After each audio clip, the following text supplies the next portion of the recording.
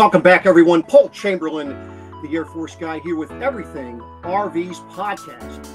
Now, I bring you this information so that you all, whether you're just starting in the RV industry or whether you're an experienced camper, I'm trying to give you the information you need so that you can go out and make memories that will last a lifetime. Now, I am proud to say that I have a sponsor for this program, that is Extreme Heaters. They're right out of Georgia. And what they do is they provide freeze protection for boats and RVs. So check them out down below. Do have a link, and they do a discount code good till January 31st. Great Christmas gift for your friends or family members that have an RV that camp in extreme weather. But today's guest, I'm excited about this. I'm always excited about my guests because I try to bring you great information. And today's guest, they're like Everything RVs. You know, they have it all. I mean, they're authors. They have a podcast. They have a website. They have a blog. But without further ado, let me bring on Stephanie here, and she can tell you more. And today we're going to talk about, I'm going to let her tell you what we're going to talk about here today. Good morning, Stephanie. Hi. How you doing today? Hi, Paul. Thanks so much for having me. Good. So how's the weather up your way? Not good. I'm jealous of you down there. I'm up here in New Jersey. And right now it is the best of New Jersey winter weather, which is cold and rainy, right? So I wish I were down there in along the coastal Carolinas. I'm sure you have it a lot nicer. Well, it is. You know, I actually have the door open, the sunshine beaming in. It's going to be a balming like 72 degrees today. So, but full sun, enjoying it. But today, you're coming on here. You know, we've been chatting back and forth, and you decided that the topic for today would be to help those that are looking to camp, and because you're going to talk about what? Yeah, I'm going to share I'm going to share some of the best ways that you can control your costs when you're RVing. I know that the cost of RVing and camping is a really hot topic right now, right? Like, so everybody would have agreed years ago, maybe 10 years ago, that camping, RVing was a great budget way to travel. Well, I think that's changed a lot in the recent years, right? People feel that the costs of campgrounds have gone up, the costs of gas have gone up, everything, right? Everybody's saying their bottom line's hurting a little bit. Well, I still think that the magic of RVing is that you actually have control of more of your costs than you do when you're traveling in other ways, like flying or staying at a hotel. So today, I just want to share some of our best tips for really making your budget when you're RVing and not having to stop camping because you don't, feel like it fits your budget. Certainly. Well, so now I believe you also have a book that goes into maybe a little bit more detail than what we're going to go over today, do you? Yeah. So our Where Should We Camp Next series of books, we've got 4 of them. And the original is just Where Should We Camp Next? And it's a 50-state guide. It's a bestseller. We've sold over 120,000 copies of that book at this point. And then what happened was we started to do some more in that series. We have Where Should We Camp Next National Parks. And it's all of our national park campgrounds that we recommend around the country. And then the most recent one that we did is Where Should We Camp Next? Budget camping, because we really felt like a lot of people out there were saying, oh my gosh, the cost of camping has just gone through the roof. And we said, you know what? That's true in some places and at some campgrounds, but there's still so many wonderful, amazing budget opportunities. And I think that we really wanted to encourage people that this is an affordable way to travel. So some of the things that we'll be talking about today are from that Where Should We Camp Next? Budget camping book. That is awesome. I'll tell you, because that is something I think people really don't have access to, figuring out themselves, Yeah. Well, it's hard because you think, you look at a campground that everybody's talking about. a resort campground, and you think, oh, this sounds great. And you go and you look online. And at this point, some of these really popular RV resort campgrounds will have prices that are on the up of $300 a night. And people will be like, oh my gosh, for that price, I could get this Airbnb, or I could get that, right? And we wanted to say to people, yes, but in your area, your neck of the woods right now, you're talking about such wonderful weather. Well, nearby you, there's James Island County Park, which is one of our favorite campgrounds that we've ever been to. And that is, I mean, at this point, probably $60-$70 a night, right? And it is beautiful and scenic, right outside of Charleston. You can just drive right into downtown Charleston. So there's just campgrounds like that all over this country that you don't hear about as much. And we really wanted to put those campgrounds on blast. Yeah. So now you were saying you have what, 5 tips? Yes. For this? Okay. So, yeah. So sometimes people say, how much will it cost me to RV, right? And actually, the thing that we love most about RVing is that it can cost you anything, right? Whatever your budget is, we really believe you can fit the RV lifestyle into that budget. One of the reasons, we bought our first RV 15 years ago. We had twin baby boys that were, infants, and we wanted to still travel with them. So we bought a $10,000 pop-up camper. And, we could have even gotten a pop-up camper for less than that, right? And we're camping alongside of people in $400,000 motorhomes. Right. Oh, yeah. Right. So as teachers, we were able to travel so much on teacher salaries because we kept our RV costs down. So it's really like, there's no way you can see how much RVing will cost, because I love that you can decide how much it would cost. And you can really say, okay, we have this much to spend, and you can find something that fits into that. So the number one, like we just talked about, to me, the number one place to control your costs is the campgrounds that you pick. So like I said, there's a lot of private campgrounds out there, and the prices of these places are skyrocketing. But you can't be discouraged by that. You have to say, okay, what are the places, the campgrounds that I can stay at that are going to be within my budget? And so in this book, we really highlight, I'm not sure if like like the Corps of Engineers, right? Campgrounds, which we love talking to new RVers because we just love helping to open up this wonderful world of RV travel to them. So introducing those COE campgrounds to people and saying, go on the website, look for COE campgrounds. They're all on water. How great is that, right? You get water views. I mean, right.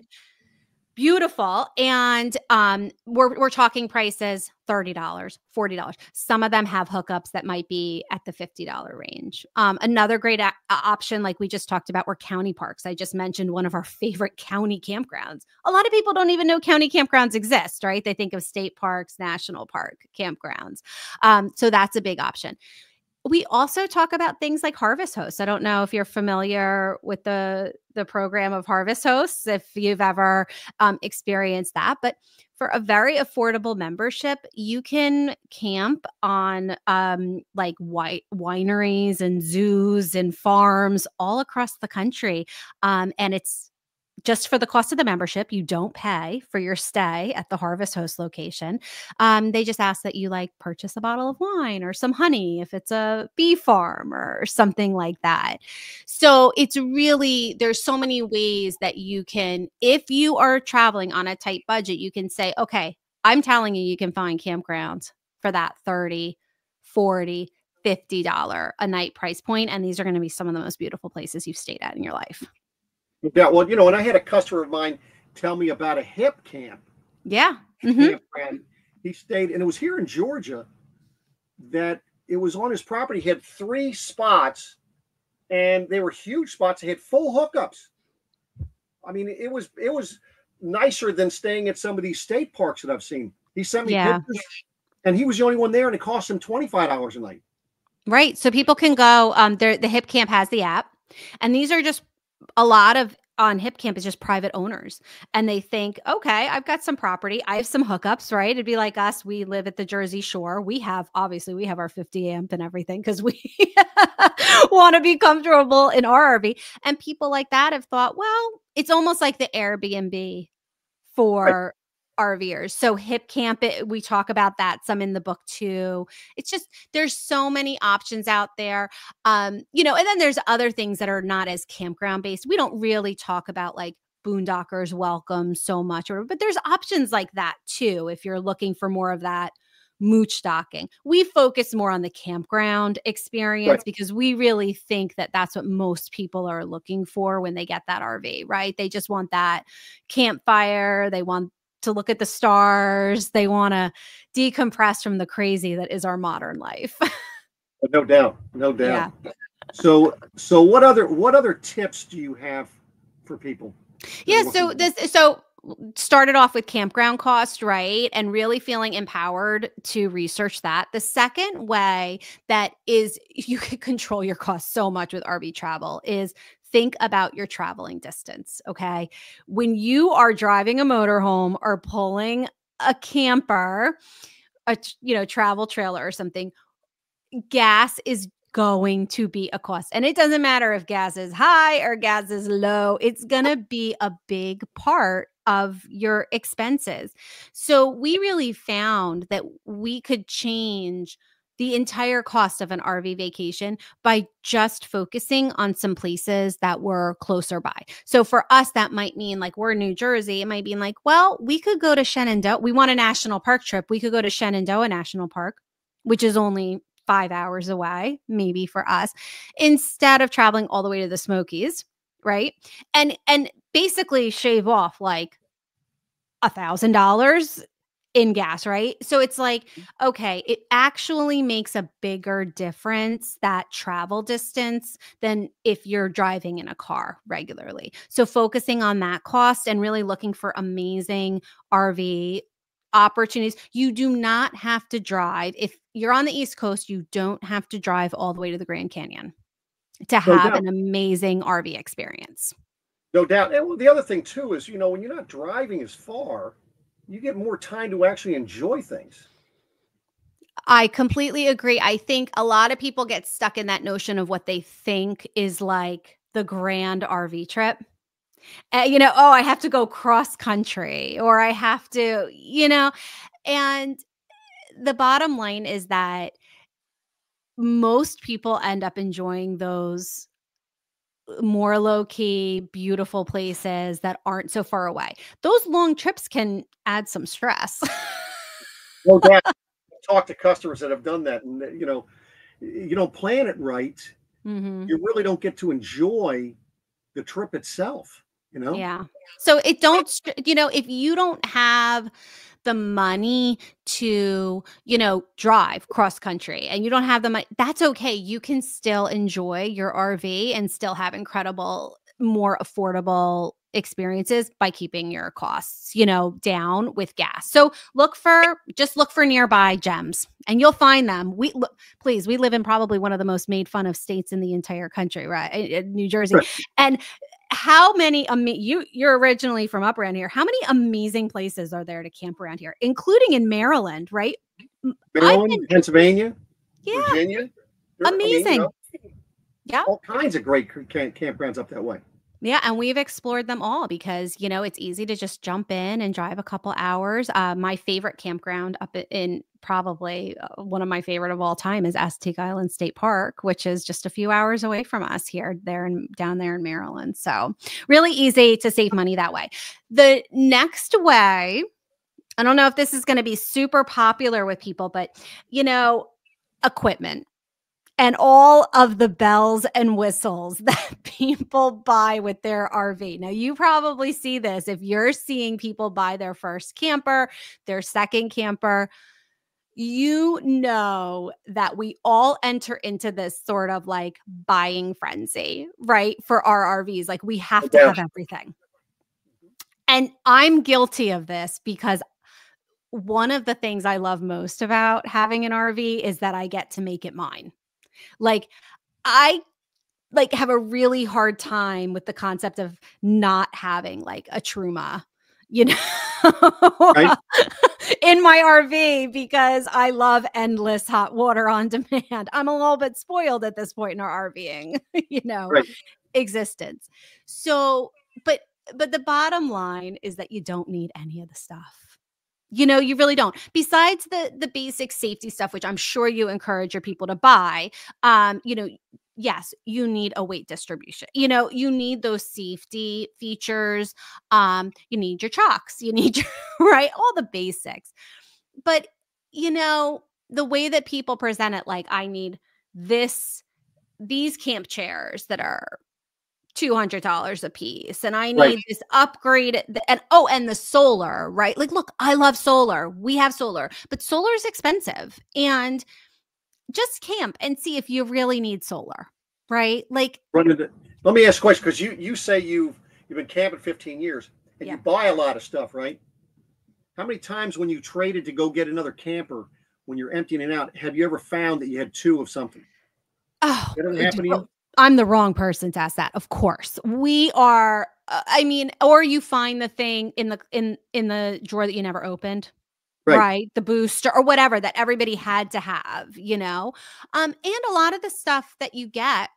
Look, I have non-negotiables. I have to replace my mattress when we get a new camper because to me, the best part of having an RV is that I get to sleep in a comfortable bed and it's my bed, right? So we have a mattress that we love that we get every time we get a new RV. Yeah, no doubt. And that's in my budget. But you know, sometimes we get swept away in the lights and really there's so much stuff. And of course, the influencer system, right, is designed to sell you stuff. And we try not to do that at the RV Atlas. Like, that's one of our things. We're like, look, we're going to show you things that are cool that are out there, but like, we don't have our livelihood and our business model is not built around selling people stuff, right? Like hawking just random stuff all the time and hoping that people buy it, right? Like we want people to really get what makes their life better. So just pump the brakes, I think, on a lot of that. If you are feeling like your budget's tight and you want to RV still, but you're like, I can't afford this. Well, think about how much other stuff you buy that doesn't help you get camping. Like we always said, we've like I mentioned, we bought our first RV 15 years ago. We're in this industry. We are in some of the best, most expensive RVs all the time. We used to do the RV testing with Trailer Life and Motorhome Magazine years ago. So we'd be, you know, spending a week in the newest and the bells and whistles and everything. So we know it's out there. We've never personally bought an RV that costs more than $40,000. Okay. And that's just because personally we go, if we have this amount of money, we'd rather spend it camping. Right. You know, than on the RV. And that's possible. So you can like, we've, you know, RV'd all over the place, had tons of, and we don't need the super expensive. Like I said, we had the solar, we had the 𝐶𝐿𝐴.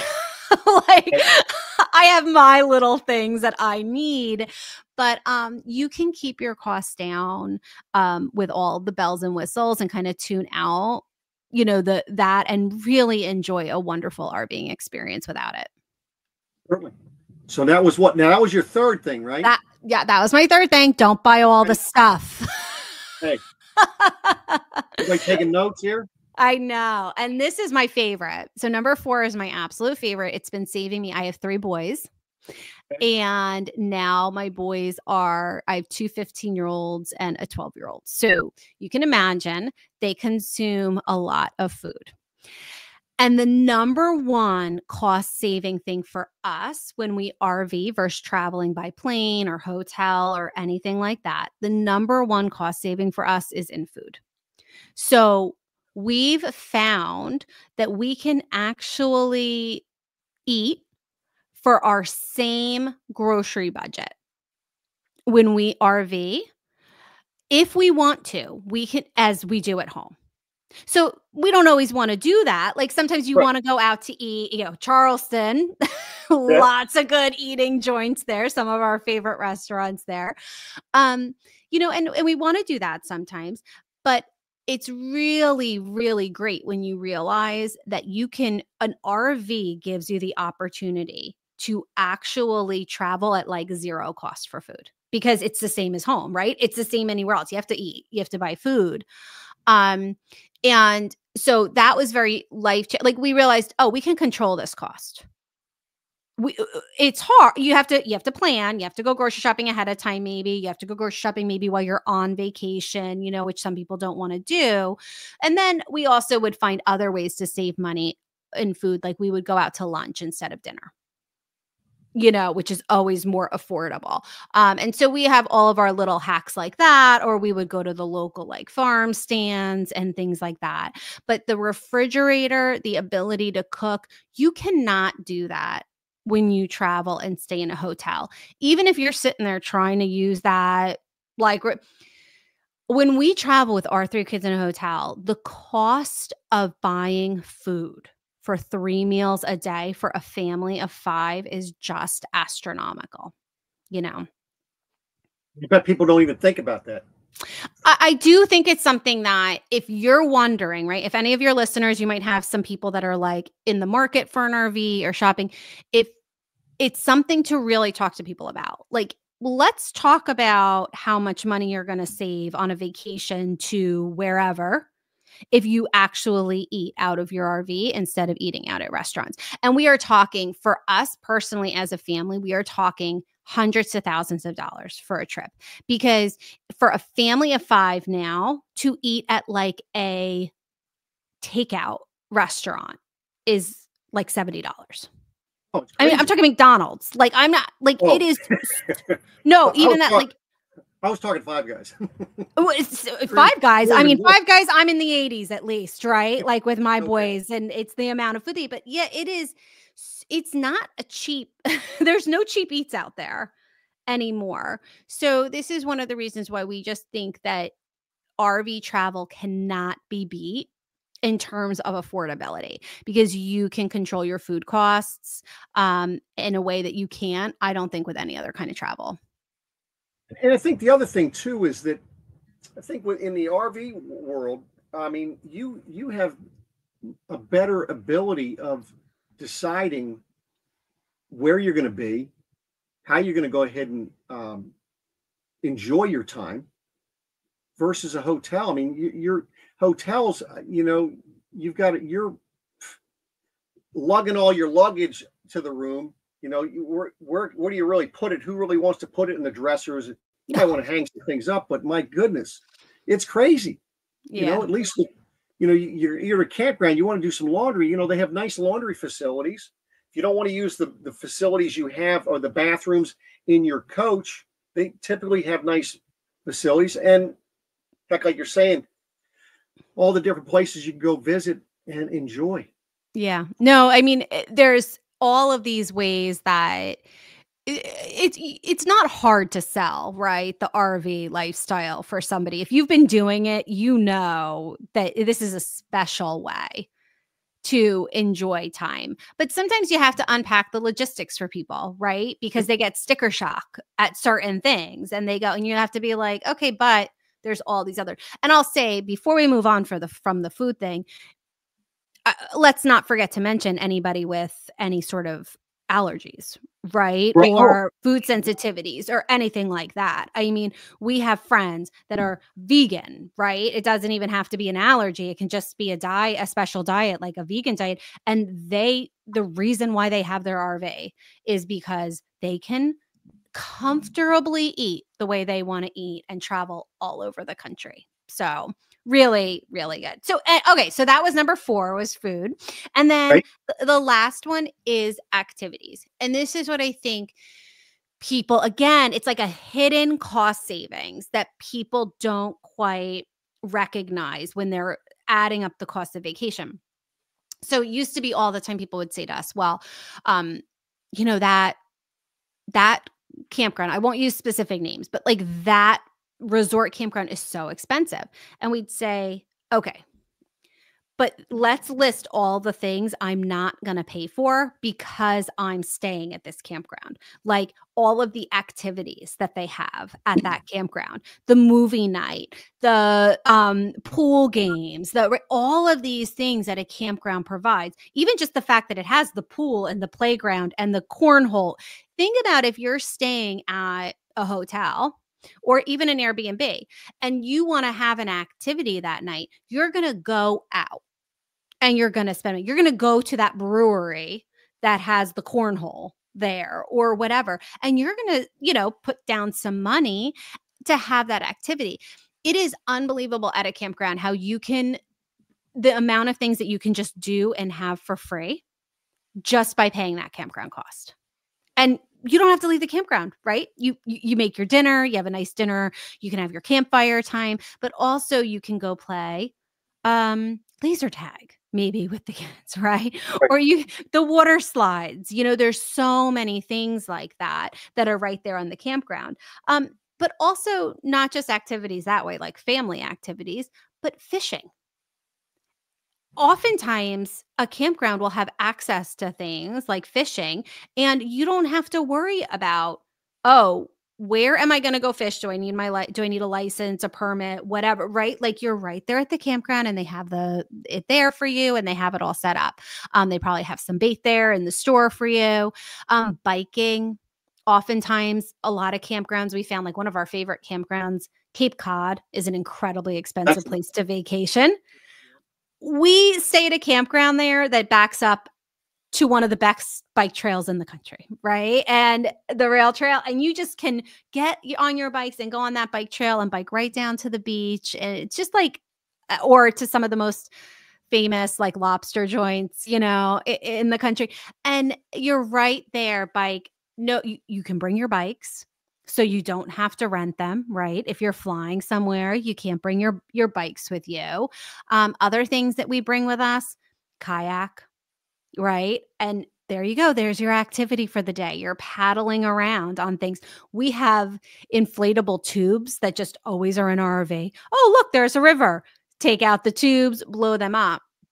So there's just a way in which we're able to have low to no cost activities, camping. And we do a lot of other travel, and every time it's, oh, we're buying a ticket for this. We want to go raft. You have to pay for everything. So camping and RVing, I think, really does open up a world of just very affordable fun. Hiking, all of those things, you're right there and you don't have to pay any money for, and you still have a fantastic time. So, we travel on all sorts of different kinds of budgets. We splurge. Look, the most expensive night I've ever done was an under canvas outside of Yellowstone. Like, I'm all for the splurge sometimes, but I know right now a lot of people are thinking like, the budget's tight. I love my RV.